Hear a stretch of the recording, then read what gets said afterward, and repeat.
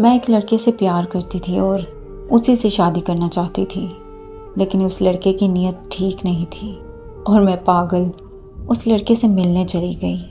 تب اس لڑکے نے مجھ سے زبردستی کر لی اور پھر مجھے چھوڑ دیا۔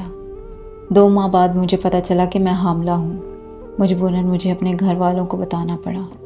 میرے گھر والوں نے مجھے بہت مارا اور پھر ابورشن کروانے کے لیے مجھے ہاسپٹل لے گئے، لیکن میں ابورشن نہیں کروانا چاہتی تھی، اس لیے وہاں سے بھاگ گئی۔ اسلام آباد آ کر ایک گرلز ہاسٹل میں اکیلی رہنے لگی۔ بہت مشکل وقت تھا، لیکن میں نے ہمت نہیں ہاری۔ ایک گھر میں صفائی کا کام مل گیا تو وہ کرنے لگی۔ وہ لوگ بہت اچھے تھے، انہوں نے مجھے اپنے گھر میں رہنے کی جگہ دی۔ میری ڈیلیوری کے وقت انہوں نے سارا خرچہ اٹھایا۔ مجھے خدا نے ایک پھول سی بیٹی سے نوازا۔ پھر میری زندگی میں فیضان آیا، جو مجھے پسند کرنے لگا۔ جہاں میں کام کرتی تھی، فیضان وہاں سیکیورٹی گارڈ کی نوکری کرتا تھا۔ اس نے مجھے کہا کہ وہ مجھے اور میری بیٹی کو اپنا نام دے گا۔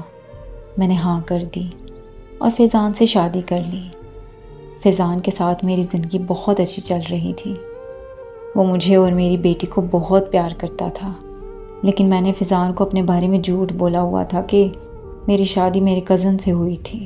شادی کے کچھ دن بعد مجھے طلاق ہو گئی تو میں سب کچھ چھوڑ کر اسلام آباد آ گئی۔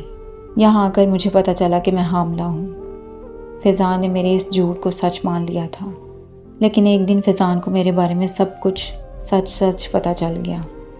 اسے بہت دکھ ہوا اور وہ پتہ نہیں کہاں چلا گیا۔ پچھلے 3 مہینوں سے اس کا کوئی اتا پتہ نہیں ہے۔ میں نے اسے بہت ڈھونڈا مگر وہ نہیں ملا۔ میں بس فیضان سے یہی کہنا چاہتی ہوں کہ جہاں بھی ہو واپس لوٹ آؤ اور پلیز مجھے معاف کر دو۔ میں نے تم سے جھوٹ صرف اس لیے بولا کیونکہ میں نہیں چاہتی تھی کہ میری بیٹی کو کوئی حرام کی پیدائش کہے۔ پلیز واپس لوٹ آؤ، مجھے تمہاری بہت یاد آتی ہے۔ میرا اور میری بیٹی کا تمہارے علاوہ کوئی نہیں ہے۔ پلیز آ جاؤ اور مجھے معاف کر دو۔